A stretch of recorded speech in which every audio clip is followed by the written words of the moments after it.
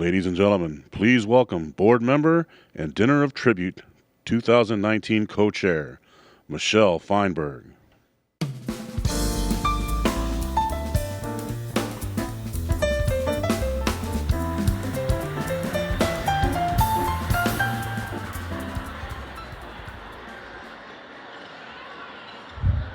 When Joanie was a teenager, her father used to say, "You can be happy or sad. You get to choose." She says that by witnessing my father's choices, I learned that no matter what weight falls upon us, the heart of the human being is revealed by the value we place on humanity towards one another.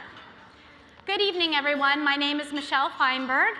I am honored to be on the board of directors for the Holocaust Center and one of your co-chairs for tonight's Dinner of Tribute.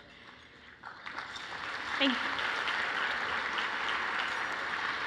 Joanie's relationship with the Holocaust Center began in 2000 when she and her siblings discovered 2 red lacquered Chinese boxes upon the death of their parents, Dr. Oswald Holzer and Ruth Alice Holzer. These boxes contained over 400 letters written by their father, a Holocaust survivor who escaped the Czech army and became a refugee in Shanghai, and 78 of his family members and closest friends. A treasure that has been called one of the most complete personal collections of World War II correspondence seen in years by the United States Holocaust Memorial Museum in Washington, D.C. Joanie has worked tirelessly for the past 18 years, translating these letters and traveling the world, meeting the descendants of the correspondents and their families. These letters and her journeys have unlocked stories that her father kept her safe from, as well as allowed her to finally meet her grandparents through their very own letters. Dr. Holzer's journey is truly remarkable, as is Joanie's. Not only has she shared his incredible experience through a new exhibit at our Holocaust Center, which includes some of her father's personal effects, but also has chronicled this inspiring history in 2 books, Adventures Against Their Will and My Dear Boy. Joanie's work will continue to educate many generations to come about the lessons of strength and inclusivity. Joanie's efforts exemplify how we can all remember the past while working every day to change the future. Tonight we will explore the power of not only perseverance in the face of incredible prejudice and persecution, but the actions we can all take following such events. You will witness Joanie's struggle to let her father go a second time as she prepares to donate his letters and belongings to the Holocaust Center. You will also get to meet her father, Dr. Holzer, on his journey to escape the Nazis while communicating with Joanie's grandfather, who remained in Prague. This evening's program was written by local playwright John Mark Jernigan and directed by Crawford of Intrepid Stage. Please welcome tonight's cast as we proudly present My Dear Girl.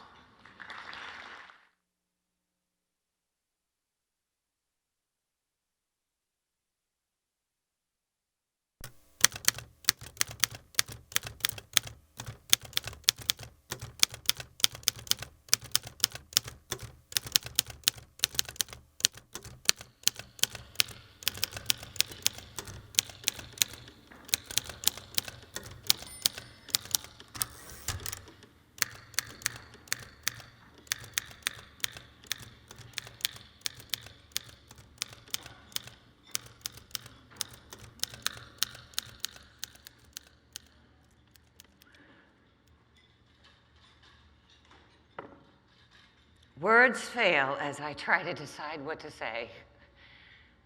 Perhaps a first for me, the writer without words.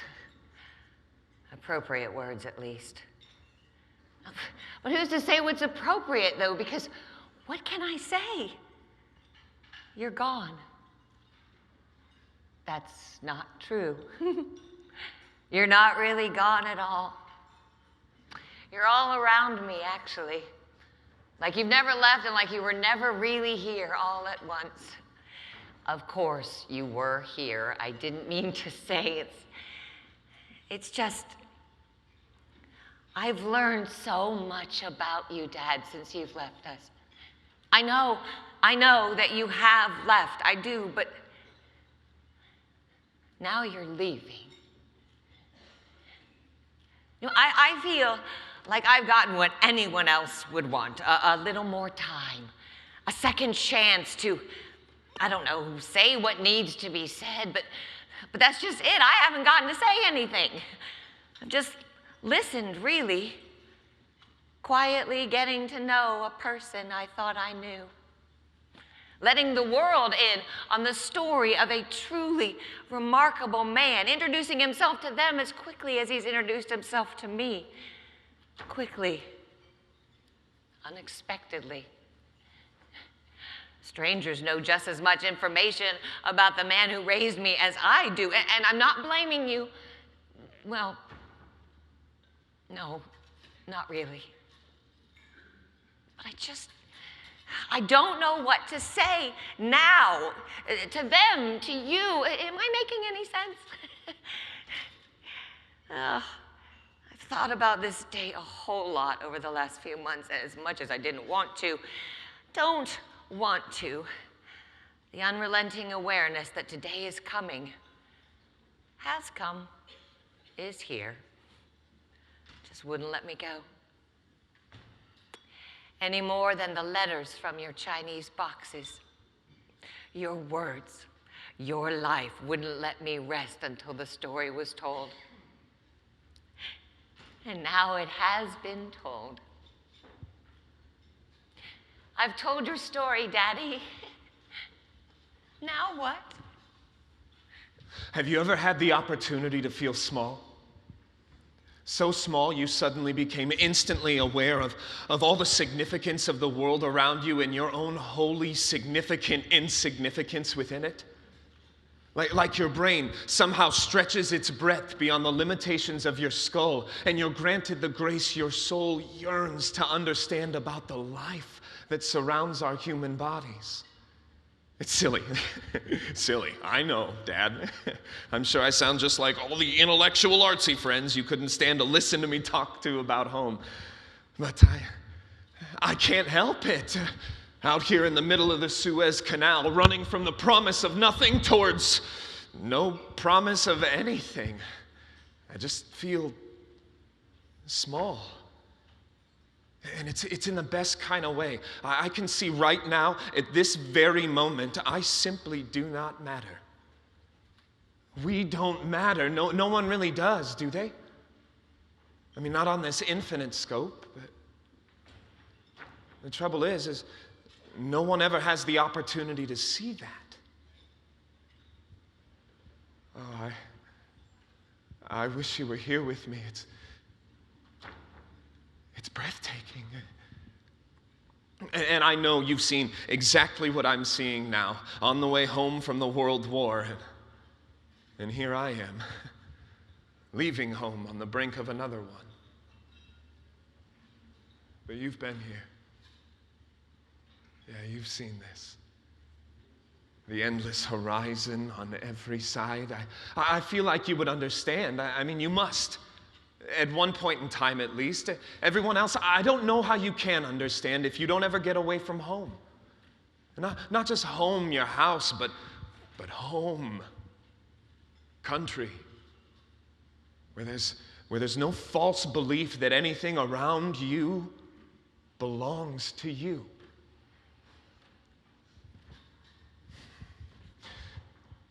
I know you've already made this journey around the world once, Father. But I implore you to reconsider your choice to remain in Prague with Mother. My father was on his way to China. The only real solid choice he could make to escape the Gestapo. Not that any choice was solid. It was all he could do. In the process, an adventurer against his own will. Fleeing for his life, my father would live through more close encounters with death than he was probably ever aware. And he didn't know it at the time, but his life was anything but insignificant. My father said in a letter, I once set out for the world. God knows that aimlessly I didn't even know where I was going and what I was going to do. At home, things were looking murky. No one knew what tomorrow would bring. And so I collected a piece of luggage, threw some underwear in it, clothes, grabbed a few of my instruments, took the little savings, and hooray out into the world. Well, it was not such a hooray. His dad grit his teeth. Mother's eyes turned moist, and well, I myself at the railway station did not yet know whether indeed I will start off. From Prague to Paris, from Paris to Saigon to the inner cities of China, catching malaria, but jokingly saying at least it wasn't tuberculosis. Curing his illnesses with positivity and dreadfully cheap whiskey in China. And still, he said in a letter, "You know, when one gets out into the world, only then is one able to see what a conceited simpleton one has been." I realize more and more how unworldly and in a way provincial we are. And so Adolf has provided us with at least this profit, albeit we dearly paid for it. Please forgive my ridiculous portrayal of my father's voice. I can't tell you how many times I should have died. I'm hesitant to even mention it, as the desire to remain positive and not cause worry is very strong, but I didn't. So I guess it's not should have died, or as some might say, I obviously would have. On the road home to Prague, after deserting my post in the military, avoiding German officers the entire way without proper documents for the journey, my escape from Prague, which was just the beginning, countless times, with occurrences surely even I'm unaware of, outnumbering what many humans have the pleasure to know. Fleeing Europe here to China provided anything but peaceful safety. Once here, so many refugees swarmed the main cities, finding a job was next to impossible. Not to mention the war between the Chinese and the Nazi-sympathetic Japanese, which made it just as dangerous for Jews at the time. The new tropical illness that tried to ravage my poor European body over and over. All welcome friends amongst the forces that wished me dead. But here I am, questioning everything I've ever believed in due to the inexcusably supernatural forces at hand, obviously fighting harder to keep me from evaporating numberless into the fabric of time. You know, something or someone isn't ready for my story to end any more than I am. Please, Father, tell me what I must say to have you and Mother join me here. This isn't what I expected out of retirement. I mean, I've had nothing short of an amazing life. I know I have.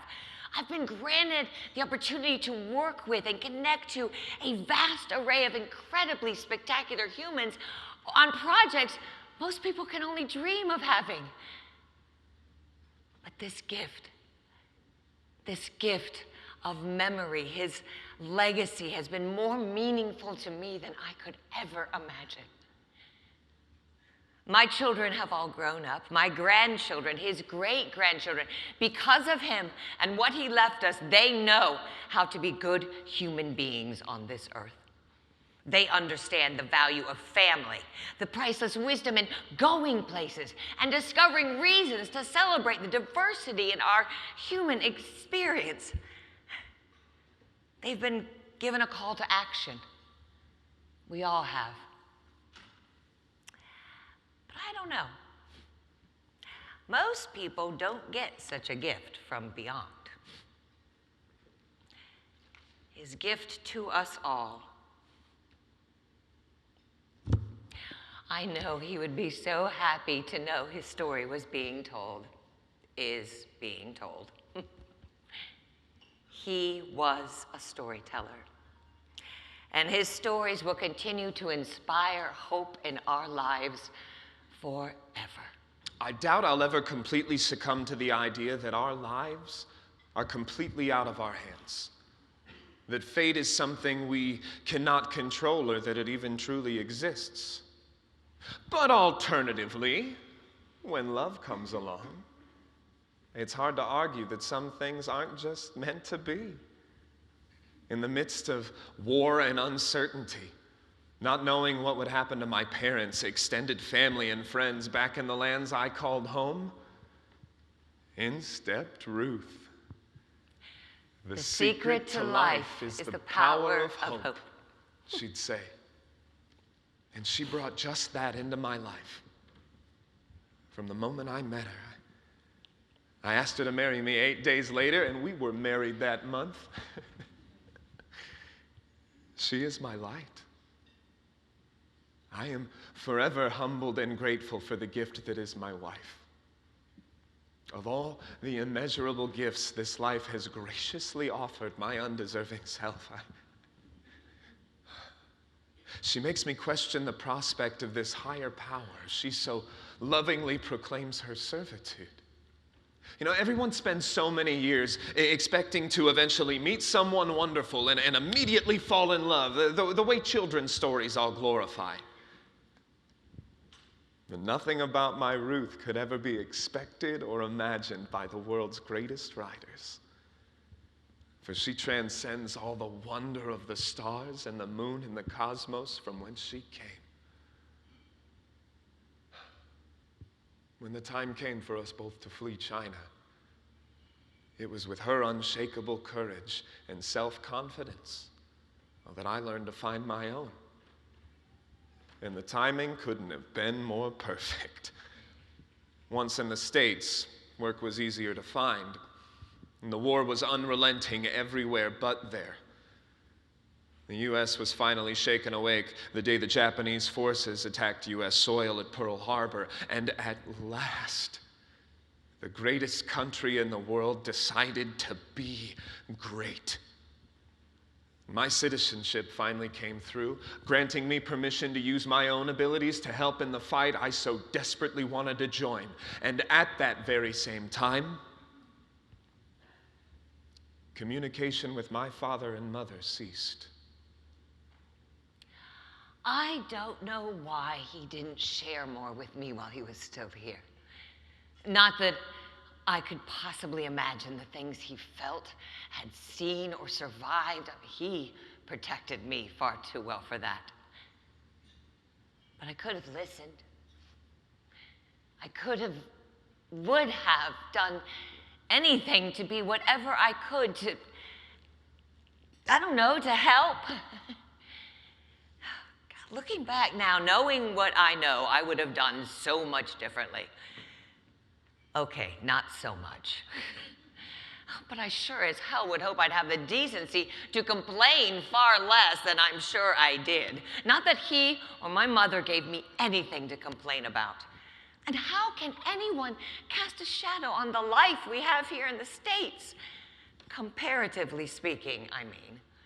Yes, there are major problems, but come on. After the war finally ended, the world was granted an unblinking account of what was happening back in Europe for the first time. As image after image flooded screens around the world from concentration camps, the spas, my father would call them in his letters. My heart became heavier and laden with grief. While we lived our comfortable life here in America, we finally saw the life millions had been living with in Europe. This was my home. 5 years after our last correspondence, after they told me to no longer feel the responsibility of trying to get them out, to carry on with my life, believing that they were and would be okay, doing their best not to allow themselves to become my burden. I received the last words that my father ever said to me. My dear boy, today we are leaving for an assembly point, so that in 3 or 4 days we can follow the fate of those unfortunate people who have been since last October, gradually chased out of their homes and sent to concentration camps, robbed of everything they had. This has happened to us as well, and we had to leave the apartment and its furnishings, the flat that had always been such a cozy home to us. Carrying only the necessary clothes, we are setting out on a journey, not knowing the day of our return or when and where we might be united again. I am not certain whether I will get to see you again, so I decided to write these lines as my goodbye to you. I deeply regret that I wasn't able to know Ruth and your family life. I wish you both much, much happiness. I had many failures in my life. However, I have tried, when possible, to spare you from my shortcomings and help you to become a doctor, a profession you always sought. You have always been a good boy, and we are proud of you. I wish for you to find full satisfaction in your profession. I also wish that your profession of curing doesn't just become a source of wealth for you, but that you yourself become a benefactor to the suffering humanity. With warm kisses and greetings, I bid you both, you and Ruth, a farewell. I remain your loving dad.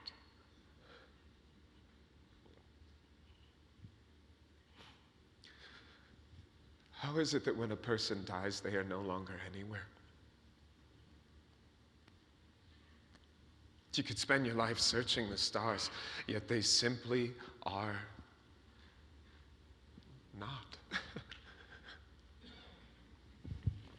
Oh, it's another misery altogether for the memory of them to diminish as well. To forget how they sounded saying, "I love you." Or how their eyes sparkled at the sight of you walking in the door. Or the comfort in your own heart, knowing their love was just a letter or a phone call away.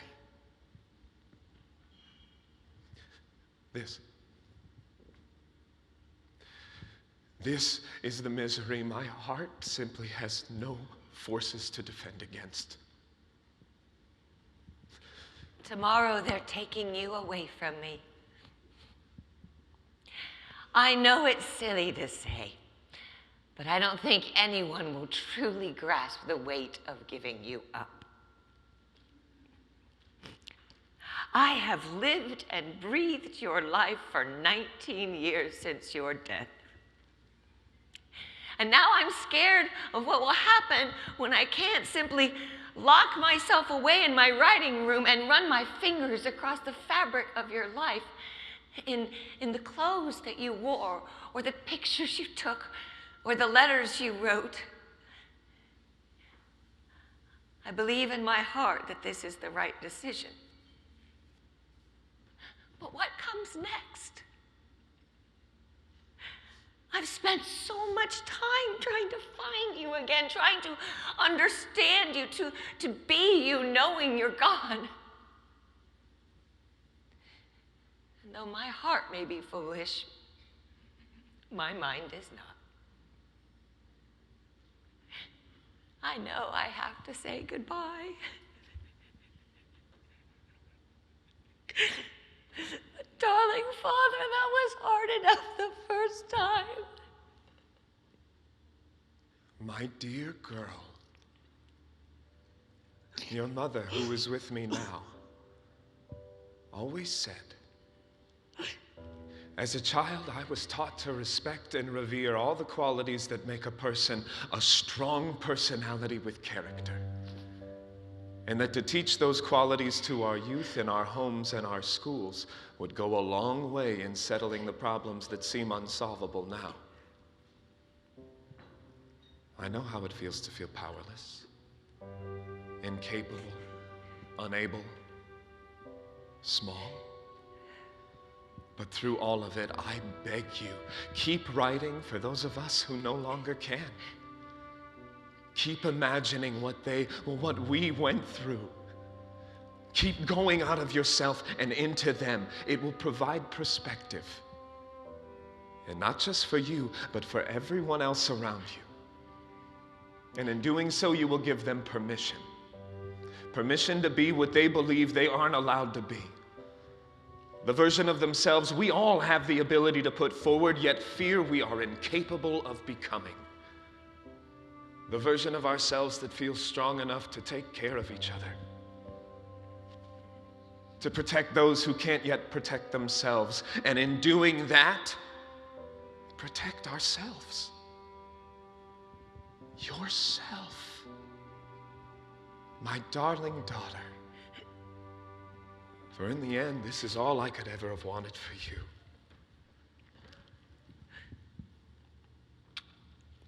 With warm kisses and greetings, I remain your loving dad.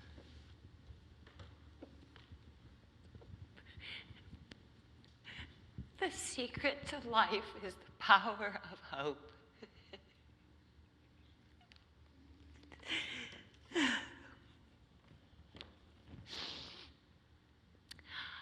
I love the phrase, never again. The dreamlike, hope-filled, brilliant tomorrow for humanity, where the events of World War II will never, ever happen again. Where hate receives one final loving embrace from those who oppose it and vanishes into the ether forever. When we can shut our doors at last to fear and sadness and displacement. When the creator of the universe finally takes his hands off our eyes and just softly says, look at that. All the colors, all the breathtaking perfection in the differences that make us all the same. I love never again.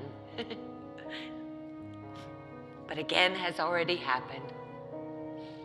In Rwanda, in Cambodia, in Syria, in Columbine, in Orlando, in New Zealand. Again will happen, again and again. But my dear friends, we are all of the same importance. We are all capable. We are all responsible. So get up. Wake up every single morning and remember we are all worth celebrating. Because change lies in each and every single one of us if we remember to take a look around us and serve.